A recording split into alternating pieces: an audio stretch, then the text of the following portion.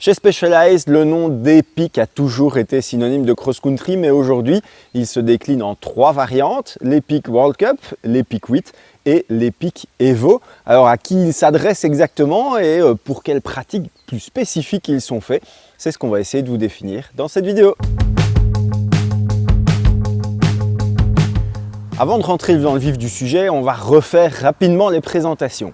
Tout d'abord, on a l'Epic World Cup, alias le tueur de semi-rigide, comme Specialized l'appelle, avec 75 mm de débattement à l'arrière, avec un amortisseur très spécifique et 110 mm devant. Puis on a l'Epic 8, le pur vélo de cross-country contemporain, comme on les voit sur les circuits de Coupe du Monde, avec 120 mm à l'avant comme à l'arrière. Et puis le petit dernier de la famille, l'Epic Evo, qui évolue vers un peu plus de radicalité avec 130 mm à l'avant, des équipements un peu plus costauds et un amortisseur avec un setting revu pour avoir un comportement un peu moins axé sur la compétition et le rendement pur.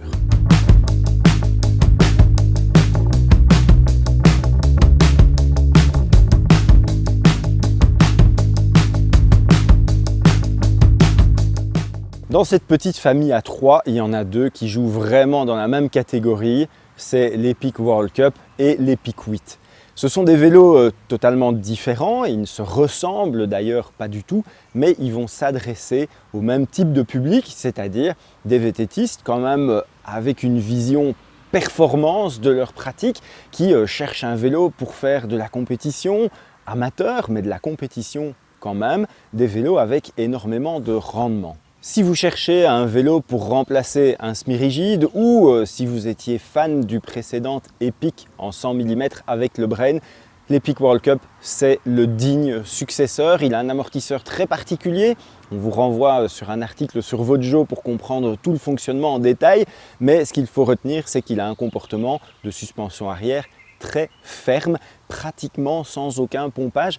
Et ça, sans qu'on ait un blocage au guidon. Et à l'avant, on a toujours la fameuse fourche Brain qui se bloque ou se débloque automatiquement de manière mécanique. C'est un vélo qui a un rendement incroyable et qui offre juste une petite suspension, un petit peu de tolérance de l'arrière quand on en a besoin, soit pour absorber des petites vibrations sur des longues sorties, une pratique type marathon, ou bien pour absorber des plus gros impacts comme une réception de saut ponctuel ou un passage dans un pierrier si on est dans une pratique beaucoup plus orientée cross-country.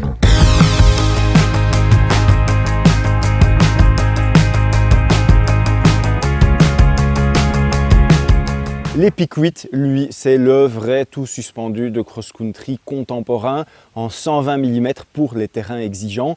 Là, il n'y a pas de concession réelle, on a 2 vraies suspensions avec ici dans la version S-Works qu'on a testé un petit quelque chose en plus, même un grand quelque chose en plus, ce sont les suspensions RockShox Flight Attendant, donc les suspensions gérées électroniquement. Le Flight Attendant, on y a consacré une vidéo complète qu'on vous invite à aller voir pour avoir tous les détails. L'Epic 8, dans ses versions classiques un peu plus accessibles, il a toujours un blocage manuel 3 positions. Il n'y a pour l'instant en tout cas que le S-Works qui bénéficie des suspensions électroniques.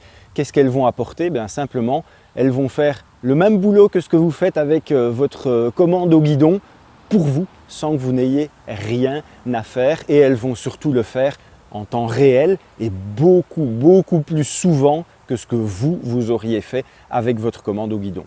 Et l'Epic Evo dans tout ça, eh bien l'Epic Evo, il se radicalise. C'est toujours le même cadre, mais avec des équipements différents, et au final, c'est une toute autre machine.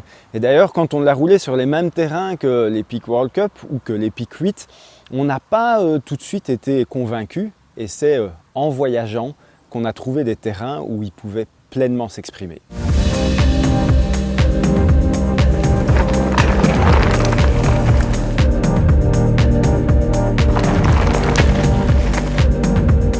Alors oui, ça peut paraître complètement fou que juste des équipements différents métamorphosent autant un vélo.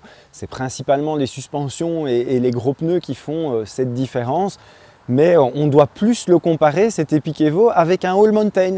Et alors là, quand on va voir dans cette catégorie, on se dit qu'il est très léger, et que c'est un vélo qui grimpe hyper bien, qui permet d'aller vite au sommet de la montagne, qui permet aussi de s'amuser comme un petit fou quand c'est des single track en montée, dans la technique qui s'en sort particulièrement bien, et puis en descente, alors là, le jouet absolu qui permet de virevolter d'un coin à l'autre du sentier, qui permet de s'envoyer en l'air à la moindre occasion. La petite limitation, c'est que même si cet Epic 8 est très confortable et rassurant quand on le pilote, c'est un petit débattement et donc c'est un vélo qui va quand même falloir plus tenir, qui va demander un peu plus d'attention quand on le pilote.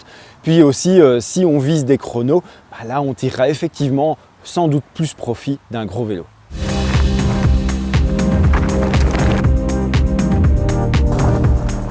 Quel Epic pour quel profil? On va essayer de définir ça un petit peu.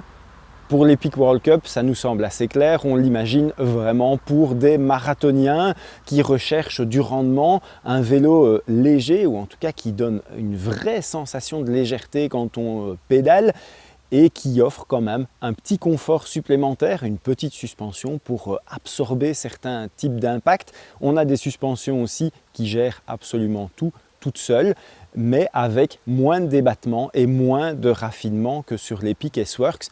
Mais cet Epic World Cup, il est aussi nettement plus accessible.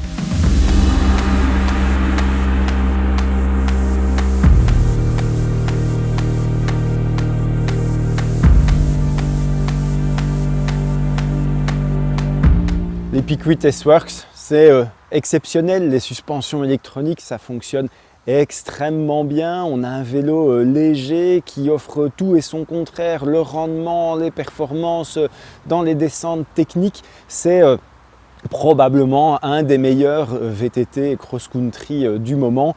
Il n'y a pas besoin d'en dire plus. C'est la référence. Mais cette référence, et pour avoir les suspensions électroniques, ça a un prix.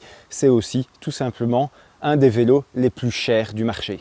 Et l'Epic Evo, on l'imagine bien pour un rider polyvalent qui n'a pas envie d'avoir un gros vélo, d'avoir un vélo qui est trop lourd et qui est prêt à faire quelques concessions sur le débattement pour avoir un vélo pour jouer, pour monter au-dessus de la montagne quasiment aussi vite qu'on en descend. Un vélo qu'on imagine très bien sur une transvésubienne par exemple, ou ce genre de raid très technique. Si vous voulez en savoir plus, rendez-vous sur vodjomac.com. On vous met en description tous les articles que nous avons publiés sur ces différents vélos.